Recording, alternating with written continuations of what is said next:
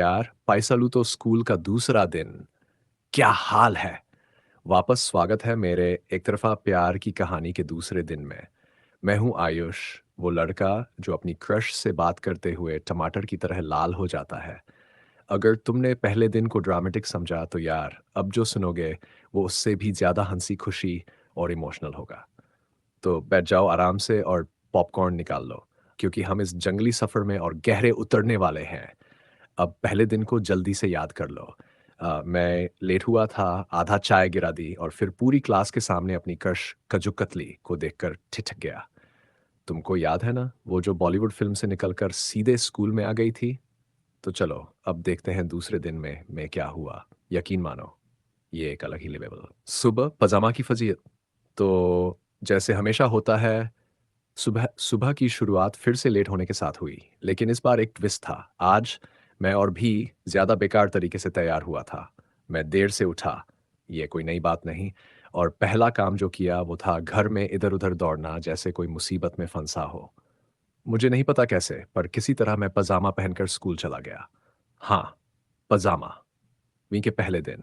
आयुष, तू सच में कमाल का है। अब मैं अपने स्कूल बैग के साथ बाहर भागते हुए पजामा पहने हुए हूँ, और वो भी बड़े, ढीले और कार्टून वाले पजामे।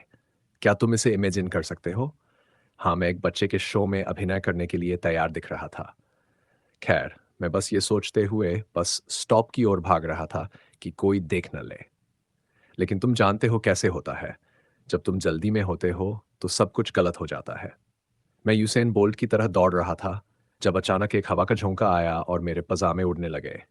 और तभी एक कार में कुछ सीनियर लड़के मुझे देखकर हंसते हुए निकलते हैं। मुझे लगा क्या ये लोग मुझे ही देख रहे हैं, और मैं शर्म से एक और हो जाता हूँ। आखिरकार स्कूल पहुंचता हूँ। दिल की धड़कन तेज हो रही थी और सोचता हूँ यार अब तो कोई नहीं देखेगा। लेकिन नहीं, मेरी माँ का फोन आ जाता है जो चीखती हुई कहती है, आयुष, तूने यूनिफॉर्म क्यों नहीं पहना? पागल हो क्या? मैं खुद को सफाई नहीं दे पाता तो फ़ोन काट देता हूँ और स्कूल में घुस जाता हूँ, बस यही सोचते हुए कि कोई मुझे न देखे। स्कूल में कदम रखना। पजामा की कहानी का अगला चैप्टर। जब मैं स्कूल के गेट पर पहुंचता हूँ तो ऐसा लगता है कि पूरी कायनात मेरे खिलाफ हो गई है। सबसे पहले मैं देखता हूँ मेरी क्लास के कुछ दोस्त हंस रहे होते हैं मेरे ऊपर।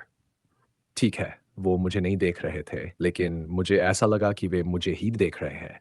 मतलब कौन 11वीं के पहले दिन पजामा पहनकर स्कूल आता है? यही तो मैं हूँ। अब मैं बस यही कोशिश कर रहा था कि किसी भी हाल में शांत और कूल दिखूं। मैं उन्हें नज़रअंदाज करते हुए आगे बढ़ता हूँ जैसे कि मैं फैशन आइकॉन हूँ जिसने जानबूझकर पजामा स्टाइल को अपनाया है। लेकिन अंदर से मैं जानता था कि सभी मेरी पजामा फैशन को लेकर सोच रहे होंगे। क्लास में प्रवेश। नया दिन। वही पुरानी ऑकवर्डनेस। मैं क्लास में घुसता हूँ और वही पुराने हाव-भाव के साथ महसूस होता है कि आज भी वही ऑकवर्डनेस मुझे घेरे हुए है। दिल की धड़कन तेज हो रही है जैसे कि मैं किसी बड़ी मुसीबत में फंसने वाला हूँ। मैं अंदर घुसता हूँ और तुम्हें क्या? वो वहीं बैठी हुई थी, कजुकली, अपनी जगह पर, बिल्कुल अपने तरीके से बैठी हुई। वो पल, जैसे सब कुछ धीमा हो गया हो। जैसे वो हीरोइन है और मैं सिर्फ एक बैकग्राउंड में खड़ा इंसान। वो मुझसे आंखें मिलाती है लेकिन मैं वहां खड़ा हो जाता हूँ, बिल्कुल सर्द बर्फ की तरह। अब शुरू होती है रोल कॉल। अगर मुझे लगता था कि पजामा पहनने की गलती सबसे बड़ी थी, तो रोल कॉल के समय मुझे महसूस हुआ कि कुछ और भी गड़बड़ हो सकता है। जैसे ही टीचर ने मेरा नाम पुकारा, मेरा दिल मानो हलक में आ गया। आयुष? टीचर ने पूछा, और मैं कांपते हुए बोला, प्रेजेंट मैम। फिर कजूकतली का नाम आया और जैसे ही उसने प्रेजेंट मैम कहा, मुझे ऐसा लगा जैसे दिल की धड़कनें तेज हो गई। उसकी आवाज़ में कुछ ऐसा था कि अगर असली ज़िंदगी में कोई बैकग्राउंड म्यूज़िक होता, तो वो कहीं से वायलिन की धुन चल रही होती।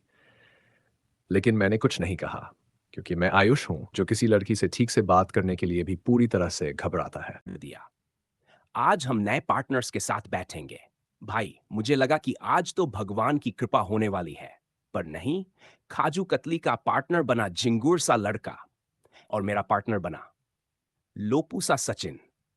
लोपूसा सचिन वो लड़का था जो हर बात पे अनावश्यक ओवर कॉन्फिडेंस दिखाता था। उसका सिद्धांत क्लियर क्लियर था, हर लड़की उस पे फिदा है।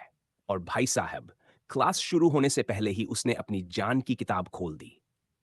लोपू सचिन। आयुष भाई, लड़कियों को इम्प्रेस करना कोई बड़ी बात नहीं, बस एटीट्यूड और कॉन्फिडेंस चाहिए। मैं मन में सोच रहा था, भाई तू अपने जान की किताब बंद कर और पढ़ाई कर ले। लेकिन नहीं, उसका ध्यान सिर्फ काजू कतली पर था। वर्क शुरू हुआ और तभी काजू कतली ने झिंगुर सा लड़का से कहा, अरे एक पेन दोगे? और झिंगुर सा लड़का का दिल फुल स्पीड से धड़क गया। उसने पेन निकालने की कोशिश की, पर स्ट्रेस के मारे पेन सीधा उसके हाथ से स्लिप होकर काजू कतली के पैर पर गिर गया। पूरा गुरुत्वाकर्षण का असली प्रदर्शन। काजू कतली एक सेकंड के लिए रुकी, फिर हंस पड़ी। झिंगुर सा लड़का का सिस्टम क्रैश हो गया और लोपू सा सचिन पीछे से बोला, भाई पेन गिरा दिया, पर दिल ना गिरा दे। और मैं तो अब भी मिस्ट्री बॉय मोड में सिर्फ देख रहा था।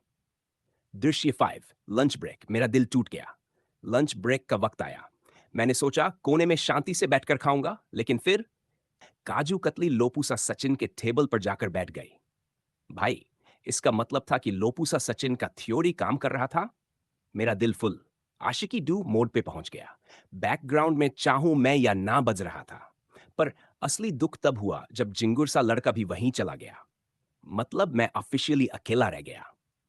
दृश्य 6, शाम का शॉकिंग ट्विस्ट। स्कूल के बाद एक और सिनेमैटिक मोमेंट आया। काजू कतली की फाइल के कुछ पेपर हवा में उड़ गए। एक पेपर सीधा मेरे पैर के पास आकर गिरा। मुझे लगा ये वो गोल्डन मोमेंट है जो मुझे उससे बात करने का मौका देगा। मैंने धीरे से पेपर उठाया। दिल जोर जोर से धड़क रहा था। और जैसे ही उसने पलट कर देखा, उसने कहा, झिंगुर मेरा पेपर दोगे? भाई, मेरा दिल FDLJ के ट्रेन सीन जैसा लग रहा था। लेकिन असल जिंदगी में मैं बस एक साइड कैरेक्टर था जो सिर्फ देखता रह गया। स्कूल से बाहर निकलते ही ऐसा लग रहा था जैसे स्लो मोशन में चल रहा हूं। सामने काजू कतली जिंगुर सा लड़का और लोपू सा सचिन के साथ हंसते हुए जा रही थी। और मैं तो बॉलीवुड के साइड कैरेक्टर की तरह बस बैकग्राउंड में था। जैसे ही बस में बैठा, मन में एक ही सवाल घूम रहा था, क्या मैं हमेशा साइड कैरेक्टर ही रहूंगा? बस की खिड़की से बाहर देखते हुए मैं अपने दिल के टूटे हुए टुकड़े समेट रहा था। और तभी बैकग्राउंड में, तू जो मिला तो ये जहां मिल गया। नहीं नहीं, बस में असली में गाना नहीं बजा, मेरे दिमाग में बजा। घर पहुंचा, बैग पटक दिया और सीधे बिस्तर पर गिर गया। मन में फिर से काजू कतली का वही स्लो मोशन वाला चेहरा। एक्सक्यूज मी, टाइम क्या हो रहा है? अरे यार, ये लाइन मेरे दिमाग से बाहर ही नहीं निकल रही थी। फिर जिंगुर सा लड़का की ऐतिहासिक बेइज्जती याद आई जब उसका पेन गिरा था। और फिर लोपू सा सचिन का ओवर कॉन्फिडेंस। भाई, लड़कियों को इंप्रेस करना कोई बड़ी बात नहीं। यार, मेरे बस में होता तो उसके ओवर कॉन्फिडेंस का एक चम्मच लेकर अपने अंदर डाल लेता। जैसे ही आंख बंद की, एक और बॉलीवुड सपना आ गया। इस बार मैं पूरी तरह हीरो था। लोकेशन स्विट्जरलैंड की वादियां। मैंने शाहरुख खान स्टाइल में हाथ फैलाया और काजू कतली भागती हुई मेरी तरफ आ रही थी। काजू कतली, आयुष, मैं हमेशा से तुमसे प्यार करती थी। मेरा दिल फुल DDLJ मोड में आ गया। मैंने धीरे से कहा, सच? और जैसे ही उसने हाँ कहा, उठ, स्कूल के लिए देर हो रही है। मम्मी का अलार्म, मेरा रोमांटिक सपना। अंतिम संवाद, बॉलीवुड तो छोड़, मेरा तो लव स्टोरी भी स्टार्ट नहीं हो रही। सुबह उठा और एक ही चीज समझ आया, अभी तो बस शुरुआत हुई है। आगे क्या हुआ जानने के लिए अभी चैनल सब्सक्राइब करें और बेल आइकन दबाएं।